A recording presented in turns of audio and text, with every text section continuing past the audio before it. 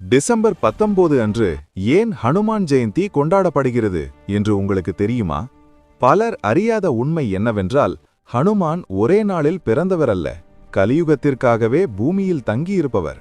மார்கழி மாத அமாவாசை நாளில் சூரிய உதயத்துடன் இணையும் அந்த பிரபஞ்ச சக்தி நேரத்தில் வாயுதேவனின் சக்தியால் அஞ்சனாதேவி ஹனுமானை பெற்றதாக புராணங்கள் கூறுகின்றன.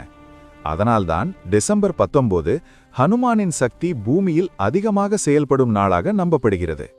இந்த நாளில் ஹனுமான் வழிபாடு செய்வது வெறும் பக்தி அல்ல, பயம், நோய், எதிர்மறை சக்திகள், சனிதோஷம் போன்றவை விலகும் என கூறப்படுகிறது.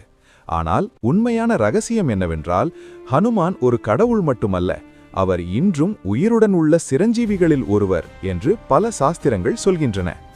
அதனால்தான் இந்த நாளில் ஹனுமான் சாலிசா, வெண்ணெய் அல்லது வெல்லம் அர்ப்பணம், சிவப்பு விளக்கு ஏற்றுதல் போன்ற செயல்கள் செய்யப்படுகின்றன.